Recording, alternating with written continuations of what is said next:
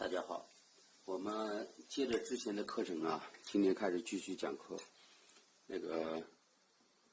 之前这个四通法啊，焊了一半还没有焊下来，今天我们把这个四通法接着焊下来。我们这个四通法这个高压管啊，已经焊下来了，就是这根管子，这两个已经断开了。本来是这么焊上的，我们已经断开了。现在我们焊这一根管子，这根就是接在这个低压阀上的，就是这根管子接在这个低压阀上的这个管，怎么把它焊下来？我们先把这个固定低压阀的这个铁片卸下来。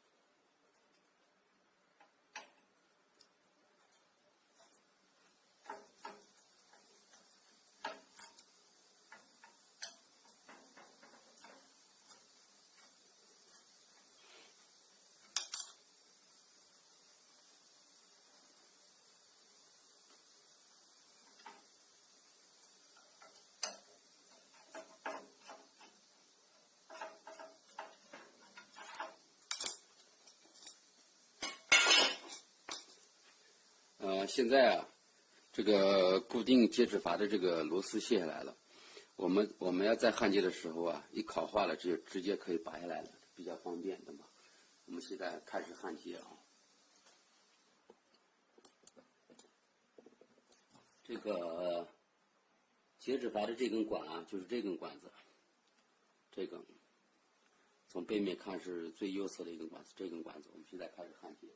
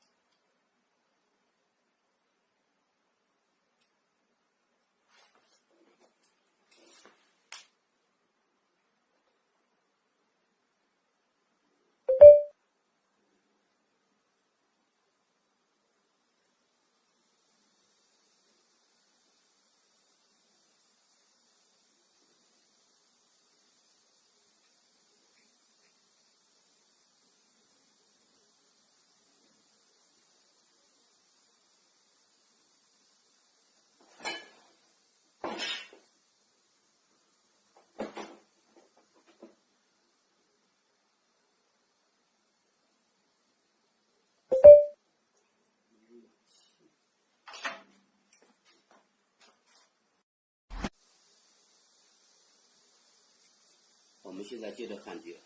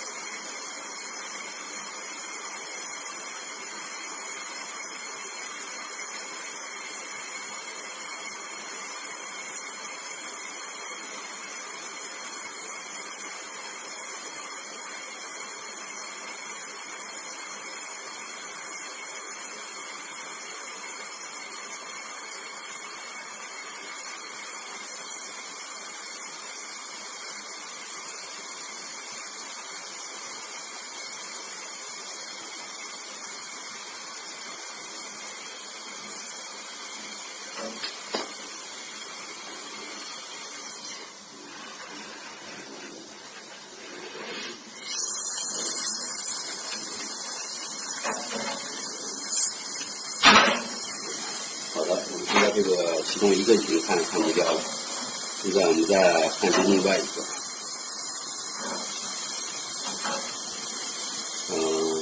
焊接边上这个吧。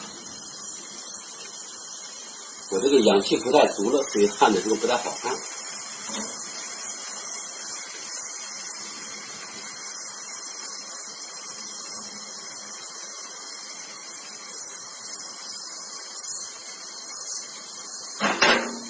现在焊完了，还有一个。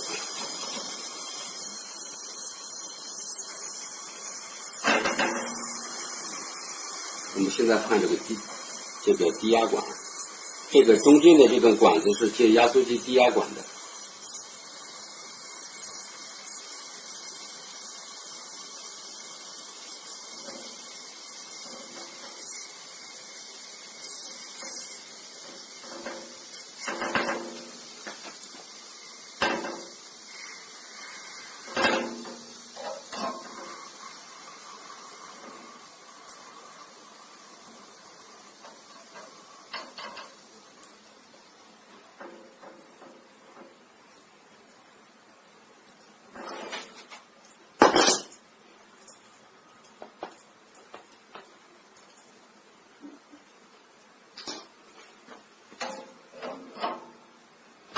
氧气不够了。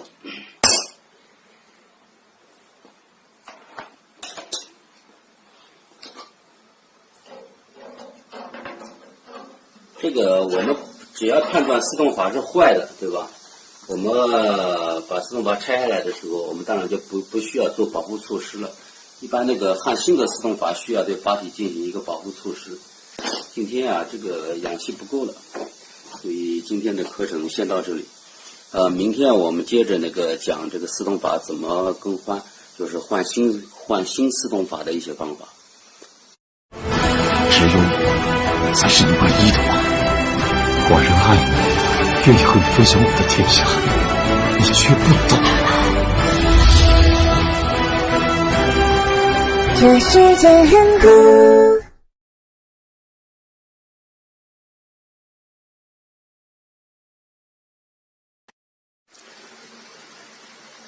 大家好，今天啊，我们接着之前的课程再讲啊。上次啊，因为这个氧气不够了，挺抱歉的嘛，没有完成讲课。今天我们继续开始的嘛。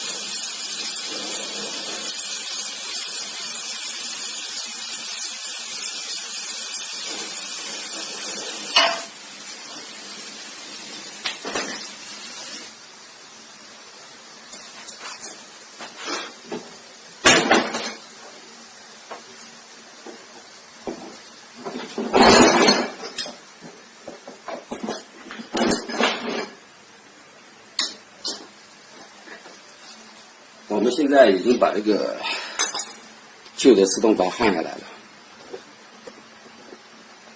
已经焊下来了。我这个自动阀呢，大家看到是最普通的一种自动阀了，焊下来了。我们再看一下这个外机的自动阀管路啊，其中有一个管我们已经卸下来了。自动阀总共连4根管，对吧？最细的一根，之前也和大家讲过很多次了，这是接压缩机的，就是这根管，这是拐个帮，这是一根管，接在压缩机的顶部。靠近看一下啊，接在压缩机的顶部。另外旁边储液罐的这个粗管子啊，拐过来到这，就是这根管，就是我们刚刚焊下来的这根，这是接在压缩机储液罐，这个和这个是一根，和这根管是一根。你看它这根管子，这根管子是接在和这个是连体的。大家这样就能看出来了，对吧？从下面拐个弯，我们靠近看一下啊，就是这根管，那么从这拐下去，到这下面，到下面，那么接散热器的，室外机的冷凝器也叫散热器。另外一根管子就接这个。这是接止阀，冲佛是从这个地方冲的，3通接止阀上，那么这样的。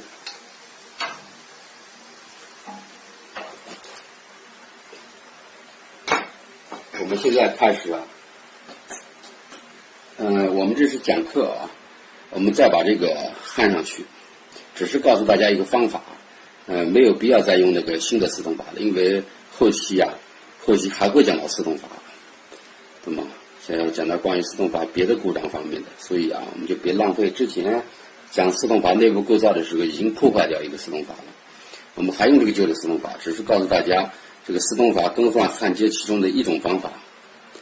那么我们现在呢要做的还是把这个四通阀焊回去，那么还是焊接在这个管子上。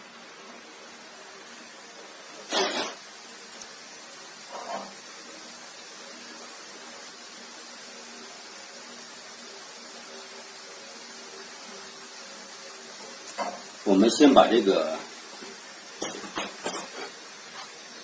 根管子，就是3通接止阀这个管啊，固定上。这个接止阀也固定上，还是用这个固定接止阀的铁片啊，咱们把它放上去。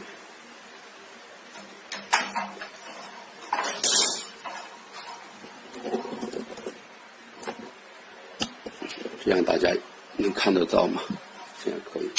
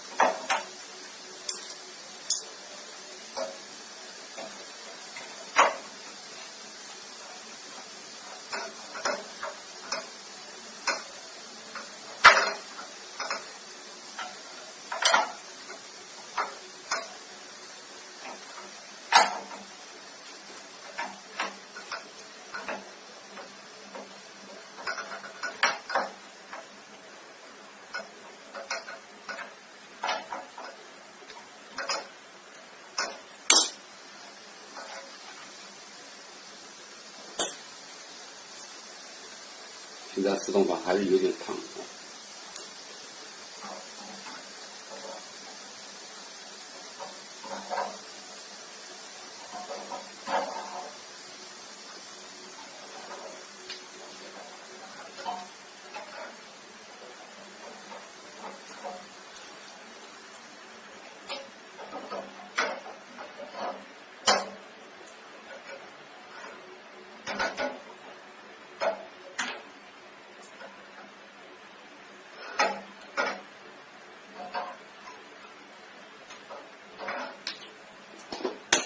自动法晾一下吧，晾一会儿。快来这里体验荣耀手机，上华为商城。大家好，我们现在开始接着讲课啊。这个我们打比方，这个就是新的自动法啊，这是之前旧的。我们把旧的换上去之后，我们再换一个新的，对吧？换个新自动法。我们这个就是现在是讲课，就打比方说它就是个新的。我们把这个4根管子全部插上去，是吧？我们现在焊新自动法呢，因为这个自动法内部啊有逆动块，我们需要焊接的时候注意不要把逆动块焊坏掉。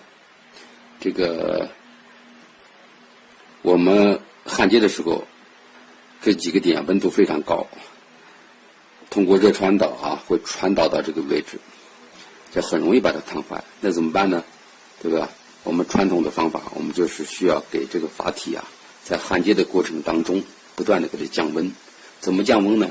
我们很简单，用一块抹布，不要太大，那么也不要太小，多大合适呢？能够基本上完全把这个部分阀体这黄铜的位置包裹起来就可以了。我们提前呢把这个抹布是放一点水，只要抹布不滴水就可以了。把它先包裹起来，怎么包裹呢？看啊，大家看到啊，我们这样斜着，对吧？斜着这么包，从这样把抹布折起来，对吧？叠起来，把它们斜着这样，大家看出来了吗？就是下面这样斜着，然后塞到这个高压管里面，这样就等于系在上面了，什么？塞紧了，让它最好是完全把这个自动法包裹起来，上下哪个位置完全包裹起来，然后下面呢，这一面露出是3个接头，抹布离接头远一点，那么把它包裹起来，稍微处理一下，把它包裹起来还是紧，别脱落了。然后我们再看一下这个高压管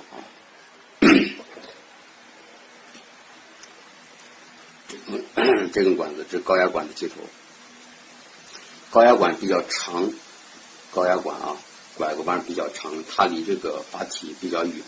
高压管相对是焊接的时候不用特别小心，焊接高压管的时候不容易把这个自动阀是焊坏掉的，但是也要注意，对吗？我们看一下现在这个抹布已经完全把这个自动阀包裹起来了。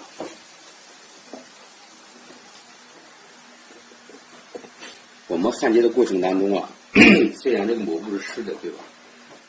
你焊接的时候温度越来越高，这个水也会被蒸发掉。蒸发掉它没有凉水，这个是要用凉水的它也起不到降温的作用了，对吧？那我们就提前准备好一瓶，拿瓶子把矿泉水瓶子接一瓶那个自来水备用的，对吧？把盖打开，因为我们这个工作呢是焊接空调焊接当中是怎么说呢？最麻烦的一个细节，所以它是怕不像一般的铜管，你焊不怕高温的。这个因为这个自动阀阀体是怕高温的，我们来做好准备。那个把这瓶盖拧开，水放在常用的位置，手能伸得着的地方。像这样的工序呢，最好2个人来操作，一个人负责焊接，一个人负责倒水。倒水从上到倒到什么位置呢？倒到什么程度呢？不要倒太多，不要倒着那个抹布往下滴水，只要它有水就行了，懂吗？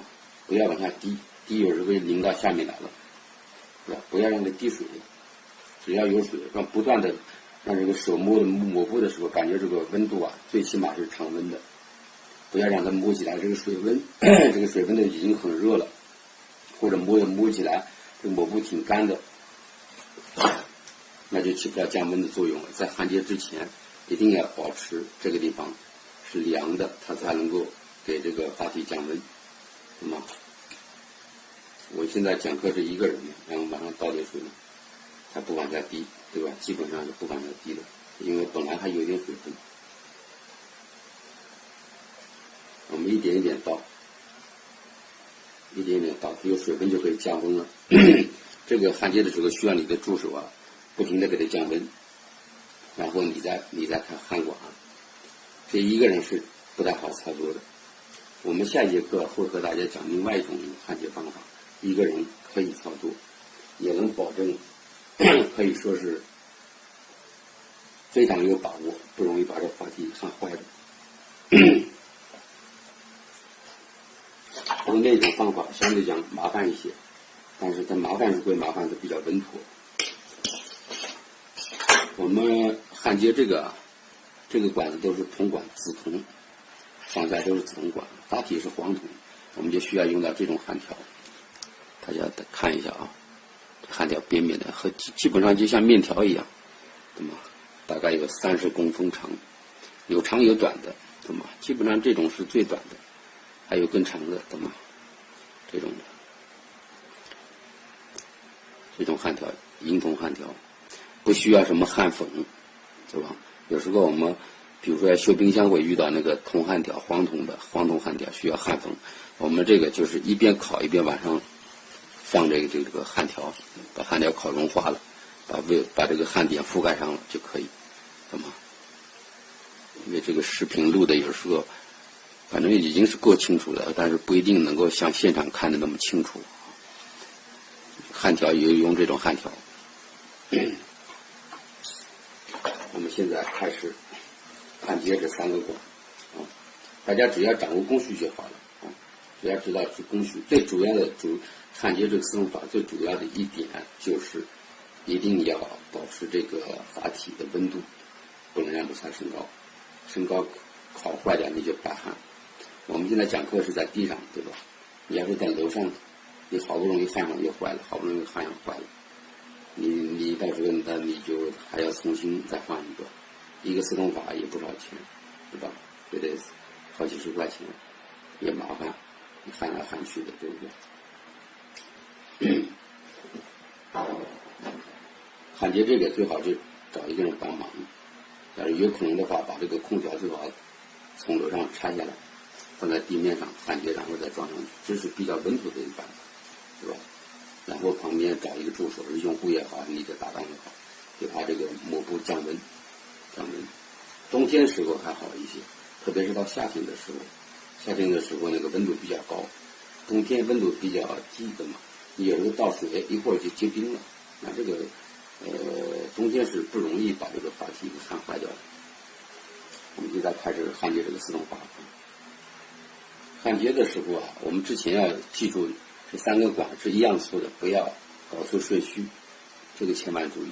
另外一个细管，对吧？另外这个高压管我们是不容易搞错顺序的。给大家看一下，这是一个新的4种法。这个高压管它管口比较细，对吧？我们反正位置也不一样，我们是不可能错的。这3个管和下面的3个管啊，不要搞错顺序，懂吗？提前看好了，搞错顺序你焊上去也白焊。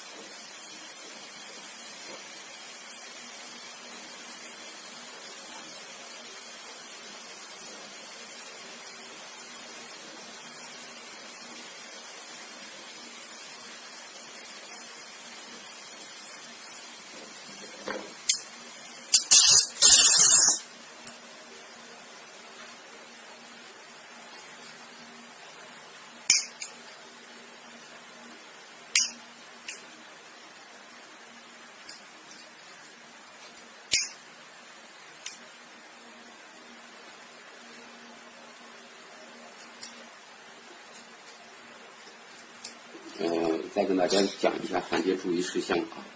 焊接的时候，对吧？这个接头在这个位置，缝隙在这个位置。你焊的时候，对吧？你这个火苗不要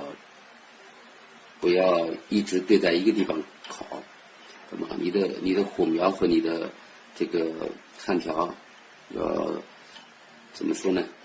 沿着这一面肉眼看到的地方烤，一个地方烤化了，接着来下一个地方，对吗？